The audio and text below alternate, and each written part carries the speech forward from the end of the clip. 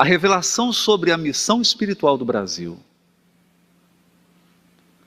sobre o fato de o Brasil ser a pátria do Evangelho, o celeiro espiritual do mundo, ela está condensada na obra Brasil, Coração do Mundo, Pátria do Evangelho, psicografado por Francisco Cândido Xavier, ditado pelo espírito Humberto de Campos.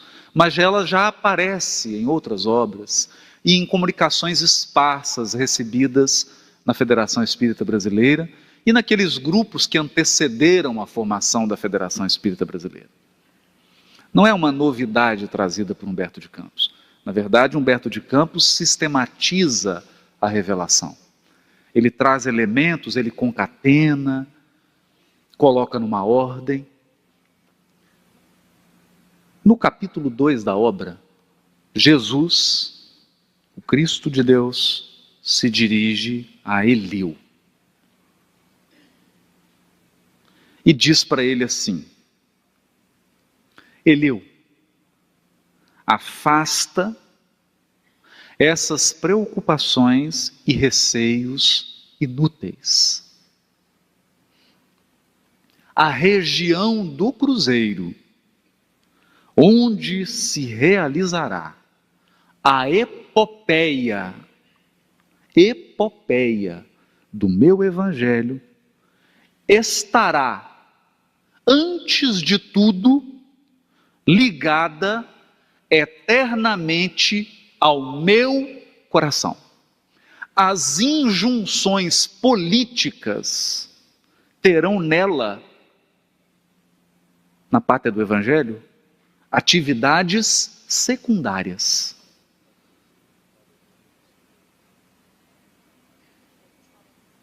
Atividades secundárias. Então, peraí. Atividades políticas, econômicas e sociológicas são secundárias. Porque acima de todas as coisas, em seu solo santificado e exuberante, estará o sinal da fraternidade universal, unindo todos os espíritos. Fraternidade universal. Sobre a sua volumosa extensão, pairará constantemente o símbolo da minha assistência compassiva e a mão prestigiosa e potentíssima de Deus pousará sobre a terra da minha cruz, com infinita misericórdia. Misericórdia. As potências imperialistas da terra,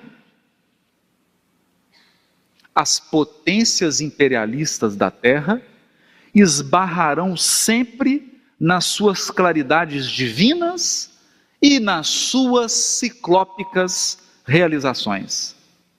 Antes desta terra estar ligada ao coração dos homens, é ao meu coração que ela se encontra ligada para sempre. Alguma dúvida? Então aqui a gente já começa a perceber um outro quadro. Não está sendo dito na obra que o Brasil se transformaria numa potência imperialista. Porque você queria o quê? Que o Brasil fosse colonizado pela França? Então pergunta para a Argélia o que ela achou da colonização francesa. Você queria que o Brasil tivesse sido colonizado pela Inglaterra? Então vai na África do Sul e pergunta para os africanos do Sul. O que foi ser colonizado por britânico? A promessa de um país que fosse como os nossos irmãos europeus, as nações imperialistas da terra, que ergueram o seu patrimônio em cima da pilhagem e do roubo. É essa a expectativa? Mas em que isso casa com o Evangelho? Então não nos enganemos. Não nos enganemos. há interesses distintos. Há os interesses do Cristo e há os interesses dos dominadores do mundo. Porque o Cristo jamais domina escravizando. O Cristo jamais prospera usurpando. E o Cristo não veio para enraizar e chumbar os nossos pés no mundo material. Ele veio para desenraizar-nos dos interesses puramente materiais, para que nós possamos colocar em primeiro lugar o reino de Deus, sabendo que todas as outras coisas nos serão acrescentadas. É diferente. E é por isso que no capítulo 3, Jesus se dirige a Ismael e fala para ele assim: para aí transplantei a árvore da minha misericórdia. A árvore da minha misericórdia? Que assunto é esse? E espero que a cultives com a tua abnegação e com o teu sublimado heroísmo. Eu confesso, quando eu li isso aqui, fiquei com medo, fechei a obra. Por que Jesus está dizendo isso para Ismael? Que contava com a abnegação e com o heroísmo dele. Bom, não ia ser fácil, né? Não ia ser fácil dirigir essa nação. Não ia ser fácil conduzir esse país. Então, durante toda a obra, Ismael agenda reuniões com Jesus, vai até o gabinete dele, nas regiões celestes. O Cristo recebe. Mas agora tem uma coisa curiosa. Antes de começar a reunião, Ismael começa a chorar. Chorar. Chorar. Eu vou descrever uma delas.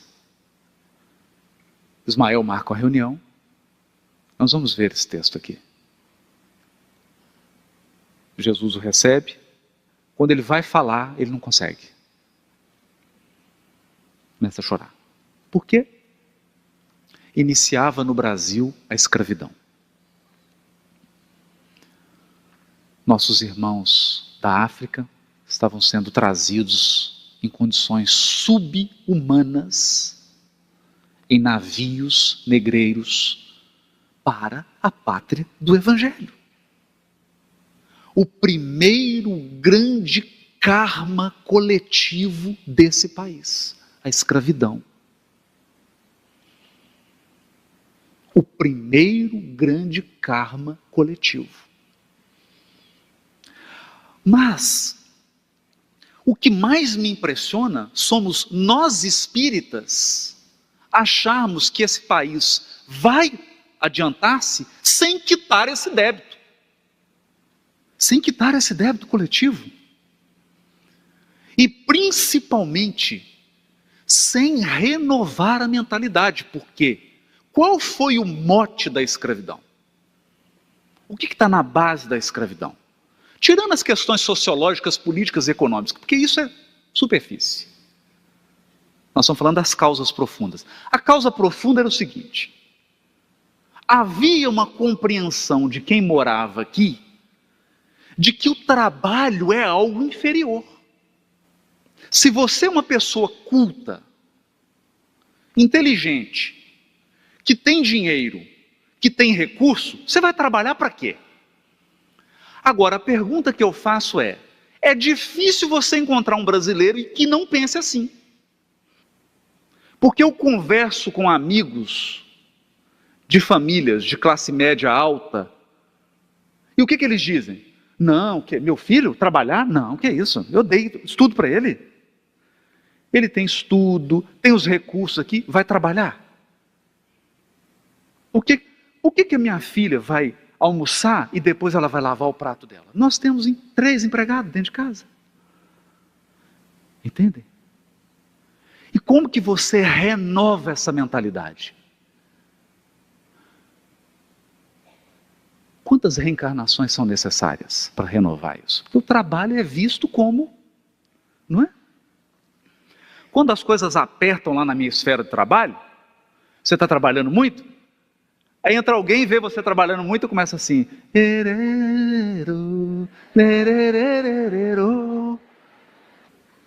porque isso está impregnado no nosso espírito.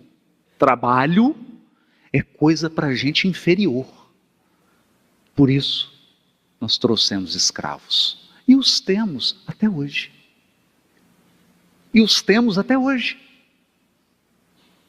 Percebem?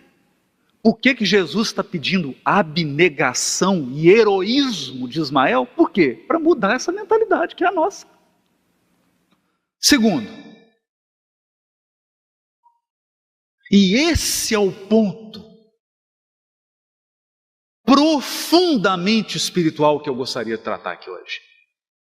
A pergunta que vem a todos nós nesse momento difícil, em que o anjo Ismael deve estar chorando agora lá no gabinete de Jesus. Mais uma vez, perguntando para ele: e agora, Senhor?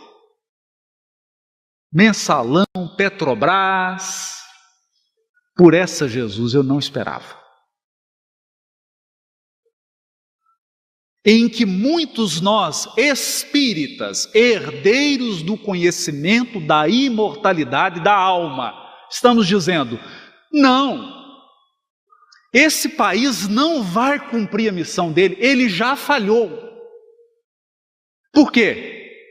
Olha os políticos, olha as instituições, justiça, sistema prisional, saúde. Olha a desigualdade econômica. Está tudo errado. Como é que esse país pode ter alguma missão? Como é que ele vai cumprir alguma coisa? Isso não vai dar em nada.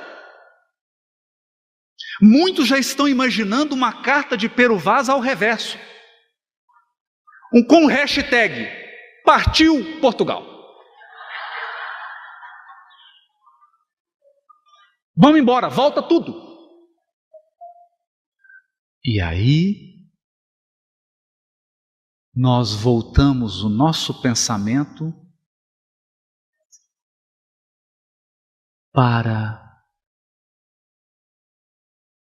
coisas assim desagradáveis do Evangelho. Desagradáveis. Que a gente lê, quem não entende, é como se nada tivesse acontecido. Quem entende sente um mal-estar. Os apóstolos chamam os doutores da lei, os representantes da religião, para conhecerem o Cristo. Não é? E qual que é a expectativa? Qual que é a expectativa do espírita médium, mediano, do espírita mediano? É que a pátria do Evangelho só tem espírito superior. Não tem desigualdade social, não tem corrupção, todas as instituições funcionam. É um país materialmente resolvido. E se ele é pátria do Evangelho, só pode ter espírito superior aqui. Então, deixa eu ir. Foi bom, obrigado, Marcos, estou indo embora. Não tem lugar para mim, né? Mas quando eles chegam com os puros, encontra Jesus almoçando com prostituta e corrupto. Prostituta e publicano. E aí Simão Pedro quase tem um infarto. Porque a primeira reação, quando ele olha para os puritanos, eles olham para Simão Pedro e falam: esse aí é teu mestre? Percebe? Só que as palavras são engraçadas, né? Porque eu falo assim, prostituta e publicano, ninguém aqui se impressiona. Porque essas palavras perderam a força. Perderam a força. Então eu vou ter que dizer de outro modo. Jesus estava almoçando com membros do mensalão, da corrupção da Petrobras, garotas de programa, sonegadores de imposto, desviadores de merenda escolar. E aí Simão Pedro com os espíritas dizia assim, mas Jesus, o que é isso, mestre? Eu achei que o senhor estava no Congresso da Federação Espírita da Paraíba, o senhor está no Congresso Nacional?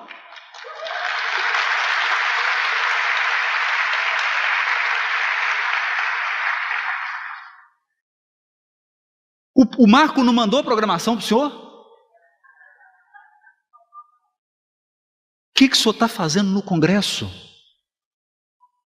E aí Jesus vai dizer, eu não vim para os sãos, eu vim para os doentes. E então? Então como compreender isso? Como compreender que a pátria do Evangelho tem a maior soma de políticos desonestos do planeta Terra? Como é que você compreende isso? Você compreende entendendo que Jesus está almoçando com os publicanos. Como é que você entende a mentalidade da população brasileira? Que é assim. Eu parei meu carro para levar meu filho no dentista, arrancaram o retrovisor e cortaram o fio. Aí, vamos acionar a seguradora. Eu contratei aqui uma garantia extra, retrovisores, vidros, rodas, parafuso de roda. O senhor contratou mesmo, mas não cobre roubo.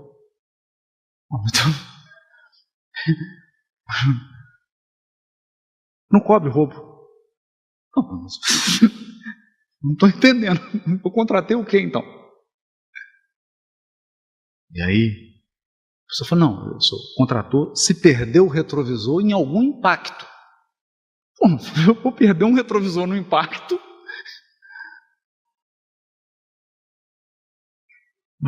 Está negado o pedido. Está negado o pedido. E aí a pessoa que está da oficina de revisão, por que o senhor não diz que bateu? Diz que bateu. A gente põe aqui que bateu, o senhor recebe a seguradora. Eu falei assim, mas aí, por que a gente não entra para receber propina da Petrobras? Não, mas não, o que é isso? Nós não podemos fazer isso. Como é que eu posso mentir para ganhar um retrovisor? Não, o senhor não está entendendo. Roubar 2.000 não é roubo. Só é roubo quando passa de 1 milhão.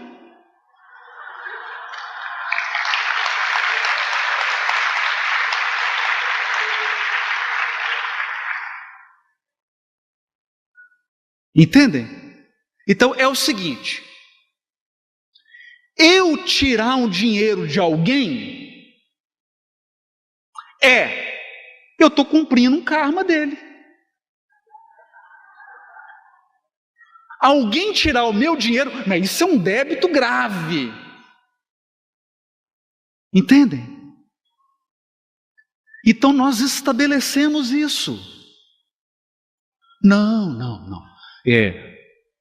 O fulano que está no Congresso, esse é ladrão, porque ladrão é quem rouba mais de 1 milhão. Agora, eu roubar 100 reais, não, isso não é roubo.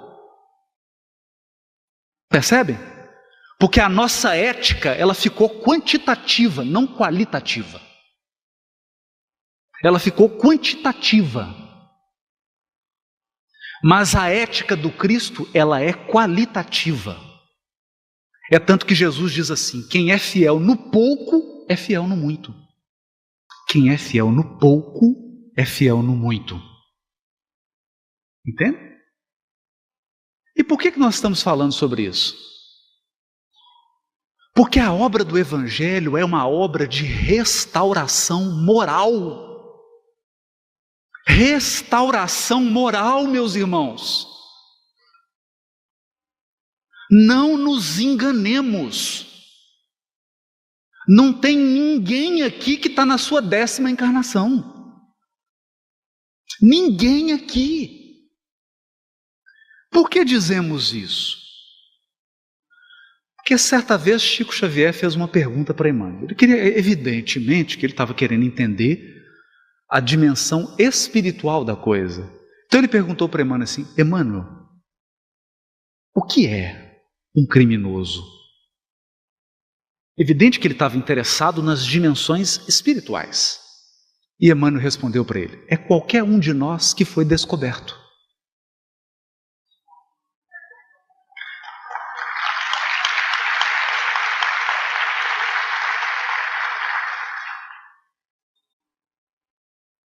Há uma cena que é curiosa. Está no livro Diálogo com as Sombras. Uma reunião mediúnica que era dirigida por Hermínio Miranda. E o espírito se manifesta, era um espírito justiceiro, né? Ele fala: por que esse aqui? Ó?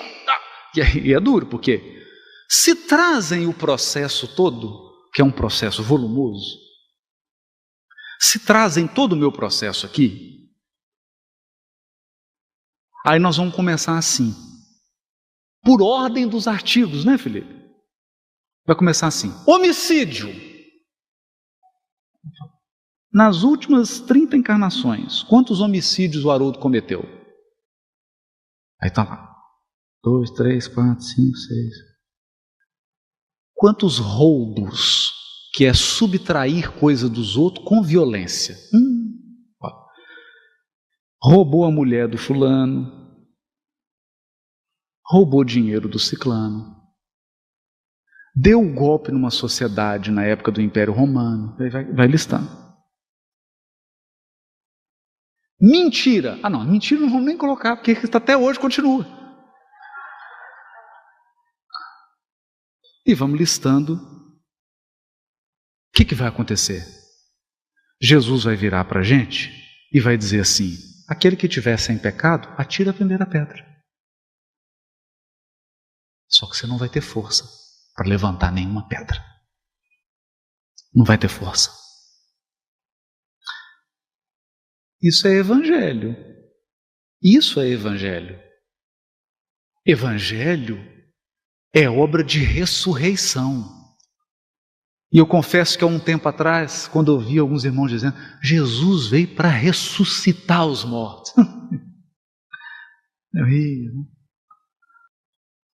Ria. Até ler uma página de Emmanuel chamada Pontos Mortos. Pontos mortos.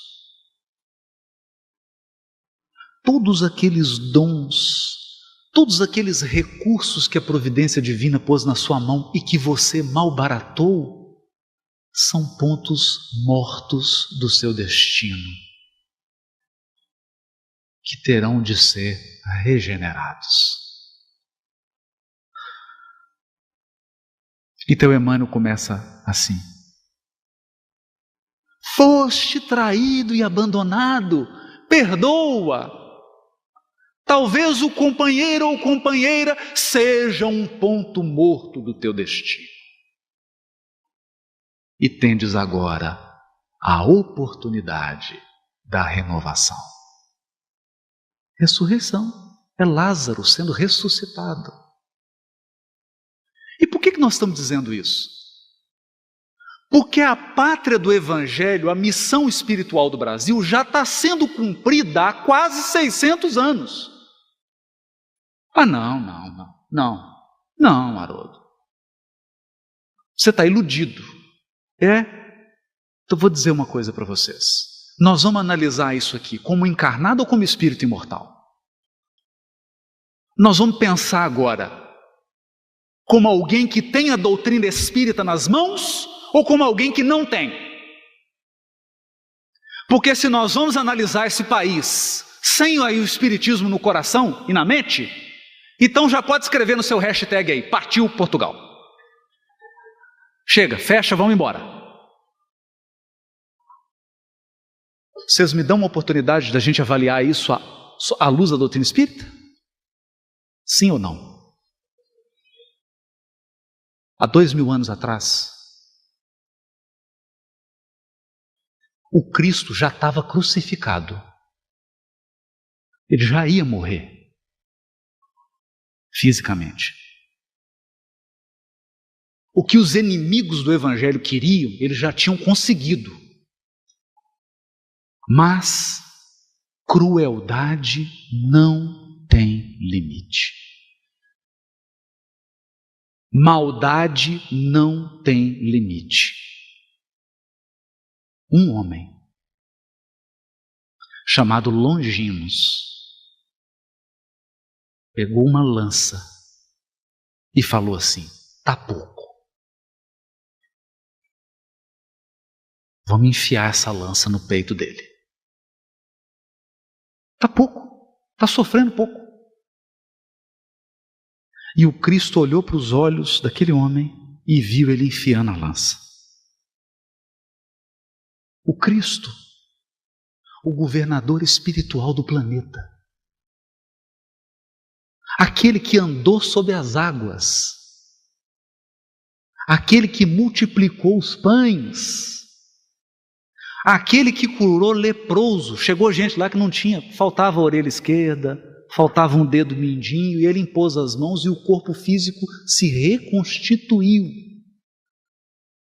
Por que ele não impediu que a lança entrasse? O tempo passa. Porque o Espírito é imortal. Muitos séculos se passam. Até que Jesus chama esse Espírito, esse, o da lança, e fala: Longinos, você quer redimir o seu espírito? Quer redimir? Vamos fechar a fatura? Vamos. Longinos, eu vou te receber na pátria do Evangelho, que é o lugar onde o sofrimento e a dor purificam as almas. É o lugar da noite escura, Longinos, mas não sem estrelas. Você vai ser o imperador do Brasil. Você vai ter tudo de material e nunca vai experimentar tanta solidão na tua vida. Você vai tentar fazer de tudo, mas ninguém vai te reconhecer, porque você está lembrado da lança, Longinos. Você lembra de mim na tua presença de braços abertos, Longinos? Sozinho, sem a compreensão dos homens? Lembro, mestre. Quer experimentar isso, Longinos? Quero. Porque enquanto você está batendo, você não sente nada. Nós só aprendemos quando as posições se invertem. É assim. Eu entrar na sua conta e tirar dinheiro não dói nada. Não dói. Eu entrar na sua família, destruir sua família, não dói nada. Não dói nada. Alguns vão dizer assim: não, você tem que colocar para fora seus desejos. Você só sente a dor quando a posição se inverte. A maldade não tem limite, a dor também não.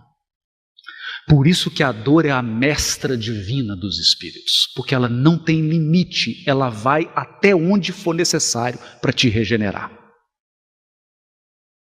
Então ele encarna como Dom Pedro II, o homem que hoje é aclamado como um dos maiores estadistas do seu tempo e que há pouco tempo atrás os nossos historiadores chamavam de um bandido. Mas onde que ele regenerou? Aqui, na pátria do Evangelho. Na pátria do Evangelho. Então nós vamos encontrar Iléu o sociólogo de Jesus dizendo assim: infelizmente não encontramos na atualidade do planeta outro povo que substitua os portugueses na obra de edificação da pátria do Evangelho. Não é que ele não tenha procurado, porque não encontrou mesmo. Todas as demais nações, como o próprio Portugal, se encontram presas da cobiça, da inveja e da ambição. Os vícios de todos as identificam perfeitamente umas com as outras. E no povo lusitano temos de considerar a austera honradez aliadas a grandes qualidades de valor e de sentimento que o habilitam, conforme a vontade do Senhor, para povoar os vastos latifúndios que constituirão mais tarde o pouso abençoado da lição de Jesus. Preliminarmente, porém, devemos considerar que os seus companheiros não serão melhores que os portugueses, no sentido da educação espiritual. A época é de profundo atraso de quase todos os indivíduos, e é para expelir essas trevas da consciência do mundo que nós teremos de nos sacrificar nas atmosferas próximas da terra, trabalhando pela vitória do Senhor em todos os corações. E agora eu queria caminhar para a reflexão final.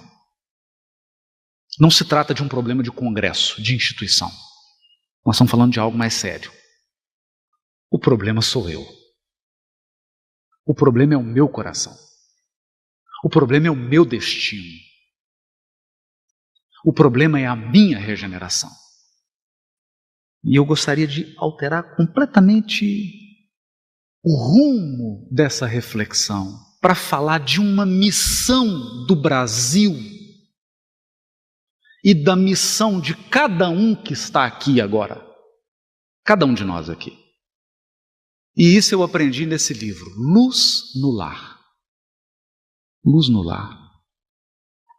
Emmanuel, como sempre, falando de Evangelho, escreve assim no capítulo 1 da obra: a boa nova, o Evangelho de Jesus, seguiu da manjedoura para as praças públicas e avançou da casa humilde de Simão Pedro para a glorificação no Pentecoste. O que ele está querendo dizer aqui? Que a missão do Brasil, primeiro ela se cumpre dentro da sua casa. Então, não vai chegar no Congresso se antes não passar pela tua casa. Não vai purificar o judiciário se antes não purificar o seu casamento. Não vai regenerar as praças públicas se não regenerar a sua relação com os seus filhos. A pergunta é: o seu lar já é a pátria do Evangelho? Então por que você está preocupado com o Congresso? No seu casamento você é quem? Quem está na cruz ou quem enfia a lança?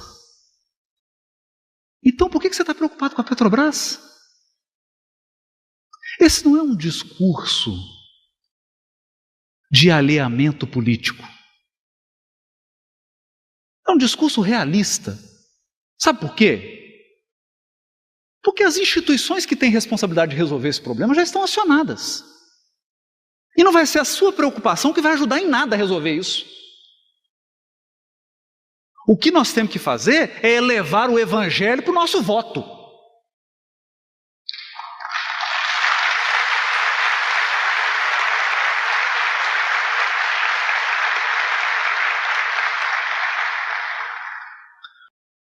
Mas a pergunta que nós espíritas temos que fazer agora é: o que você pode fazer?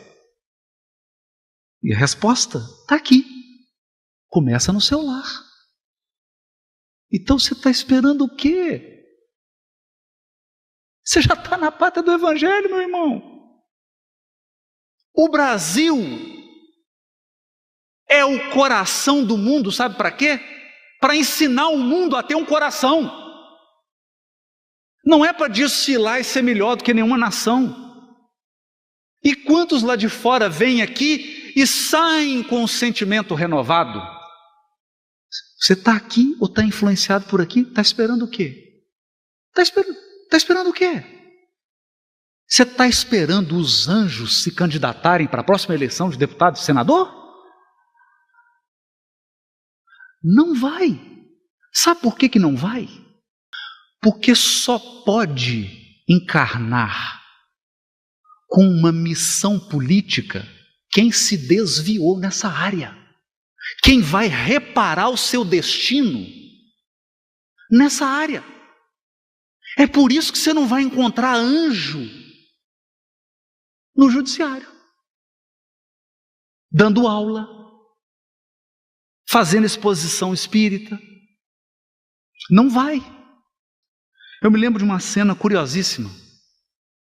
Era o motivo até de uma piada, né? Era um motoboy em São Paulo, daqueles que só anda buzinando, né? Só anda buzinando. E quando buzinou, o sujeito abaixou o vidro e falou: mas pelo amor de Deus, essa buzina é insuportável. Ele falou assim: imagina eu que ouço todas. Né? E aí eu fiquei pensando, na minha situação, eu sou obrigado a ouvir todas as minhas palestras. E com um agravante, qualquer um aqui pode sair. Eu não posso. Eu sou obrigado a ficar até o fim. Tem que ouvir tudo do início ao fim.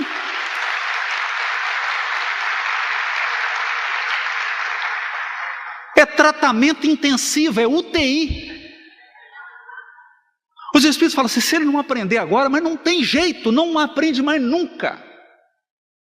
Vai ouvir todas, do início ao fim.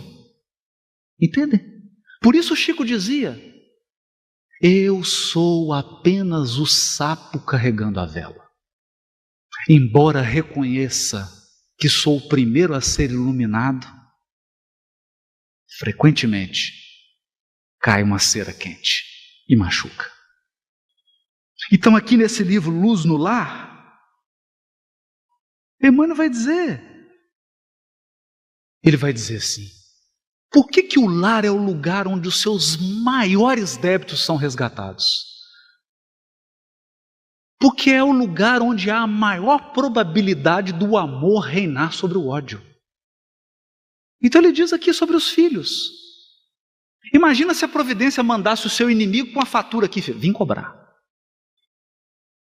Ele escreve isso. Está aqui, filhos.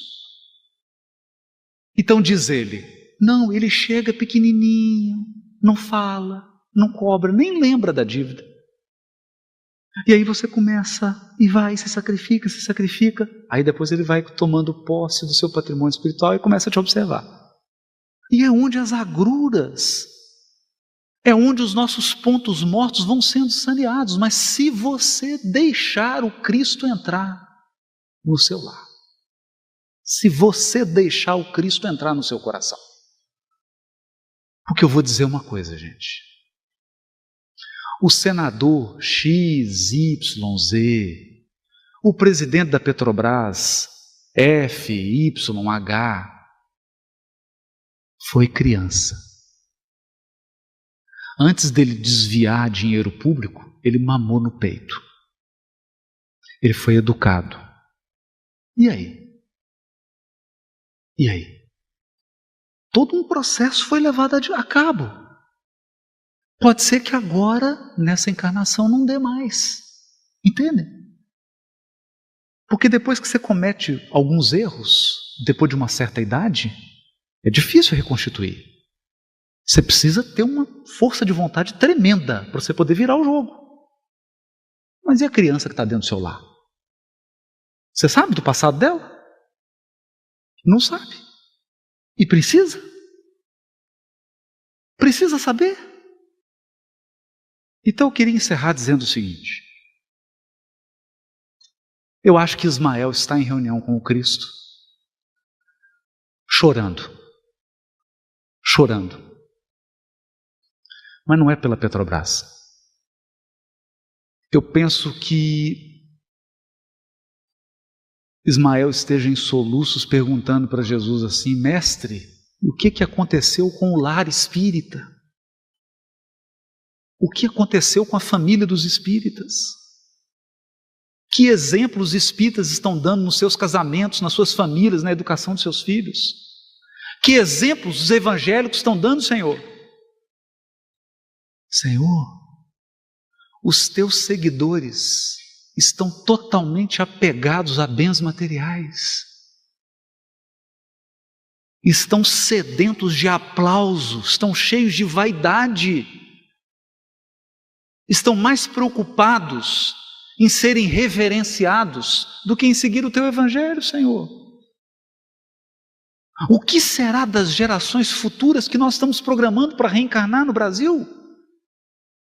Então eu não vou mentir. Acho que o momento é preocupante. É preocupante. E a nossa reflexão precisa levar esses aspectos em consideração. Jesus não está esperando que ninguém aqui mude o Brasil. Até porque isso não é obra de um indivíduo. O que Jesus está esperando é que você mude a sua vida. E isso está nas suas mãos. Que nós honremos